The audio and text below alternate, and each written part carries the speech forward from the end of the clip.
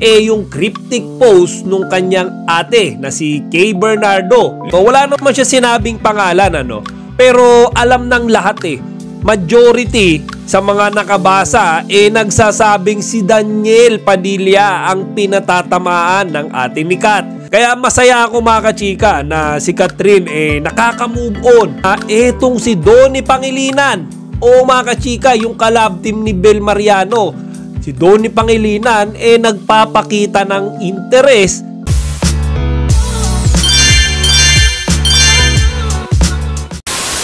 Magandang araw mga kachika! Rigel po ulit ang inyong Chika Patrol. Bago tayo magsimula mga kachika, inaanyayahan ko muna kayong mag-subscribe dito sa ating munting channel para palagi kayong updated sa mga latest at nagte-trending na mga showbiz balita. Martir, yan ang numero 1 bansag ngayon kay Catherine Bernardo. Iyan nga mga kachika, matapos niyang pagtiisan at pagdusahan ang 11 years na pagsasama nila ni Daniel Padilla. Ngayon mga kachika, yung pag-uusapan natin ngayon yung cryptic post nung kanyang ate na si Kay Bernardo. 5 araw pa lamang yung nakakalipas mga kachika.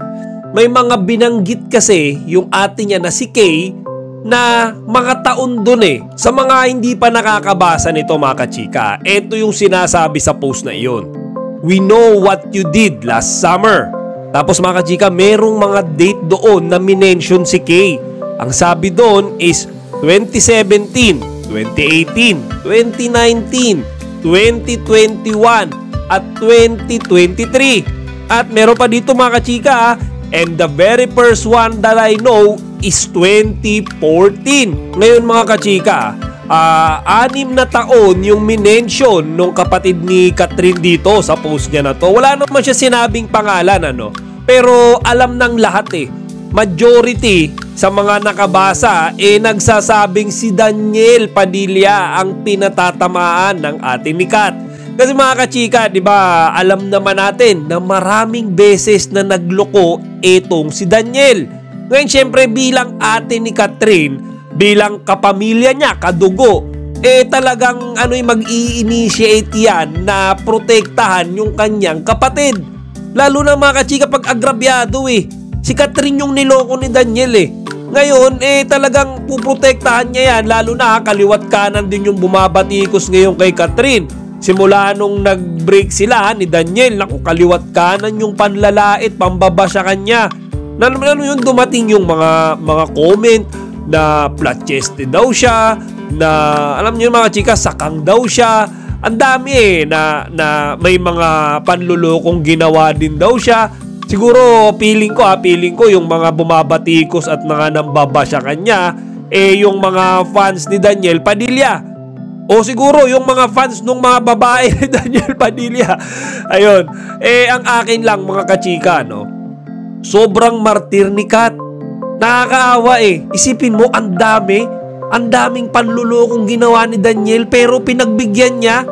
Akala ko nga noong una 3 times lang nagloko Ito mukhang 6 na beses nagloko. Tapos ngayon mga kachika, si Daniel pilit nakikipagbalikan kay Catherine, di ba? Ang daming mga kumakalat na video na para siyang aso na umahabol-habol sa kanyang amo. Ang daming nga nagsasabi ng mga fans ni Catherine na huwag mo lang pagbibigyan yan. Naka-6 na yan sa'yo, baga 6 na beses ka na niyang niloko. Pagka ginawa mo pang pampito, parang tanga ka na dyan. Actually, pagka-pangalawa nga mga kachika, tanga ka na So, pangatlo, pang-4, pang-5, pang-6, mga sobrang martir ka na yan. Natiis mo yung 6 na beses kang niloloko. Kaya masaya ako mga kachika na si Catherine nakaka-move on. Kumbaga, hindi siya hirap Kumbaga, parang okay sa kanya yung nangyari na mag-break na rin sila ni DJ. Dahil in some way, nagkaroon siya ng freedom at peace of mind. Yun yung kailangan niya, di ba? At dahil nga single na siya, mga kachika, alam niyo, may mga nagpaparamdam na rin sa kanya. Kagaya nga netong latest na balita nung kasal ni Robby Domingo. Na etong si Donnie Pangilinan. Mga kachika, yung collab team ni Bel Mariano. si Donnie Pangilinan nagpapakita ng interest, nagpapakita ng, alam niyo mga kachika, motibo kay Catherine Bernardo. Kumbaga, hindi ko alam kung develop na ba itong relationship na to o one-sided. Si Donnie lang yung, alam niyo yun, may interest kay Catherine. Ayan mga kachika. Kaya, alam niyo, totoo lang, pabor ako sa ginawa ng atin ni Catherine na si Kay. Dahil, tama lang yan Tama lang na in-expose niya itong baho ni Daniel, hindi man ito direktang tirada, hindi man ito direktang pag-mention, ni-name drop. Kahit paano na-express niya yung sama ng loob niya dito sa ex ni Kat. Kaya ngayon mga kachika, si Catherine alam niyo, nagke-cleansing siya, social media cleansing. Di ba nga nitong recent din, binura niya na sa kanyang mga pina-follow si Liza Soberano at si Julia Barreto. Ngayon mga kachika, ako iniisip ko rin bakit niya in-unfollow etong mga to? Posible ba na may relasyon o nagkaroon din ito ng relasyon dati kay Daniel Padilla? Wala pang confirmation yan pero kasi lahat ng mga alam nyo naliling kay Daniel na-unfollow ni Catherine Parang lahat ng bad vibes, lahat ng nanakit sa kanya, lahat nung nagbigay sa kanya ng sama ng loob, ina-unfollow niya mga kachika, which is tama lang yan, Kat.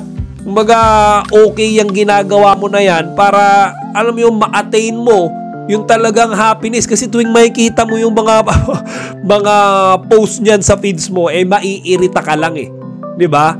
Kaya, okay tayo kay Catherine mga kachika. Kumbaga, maganda yung ginagawa niyang pag-move on sa kanyang buhay. At sana lang, wag na siyang magpauto uli dito sa manlulokong si Daniel Padilla. O siya mga kachika, hanggang dito na lang muna. Siya nga pala kung kayo ay may interes at balak pa lamang mag-alaga ng isda sa inyong mga bahay, panoorin nyo ang advertisement na ito.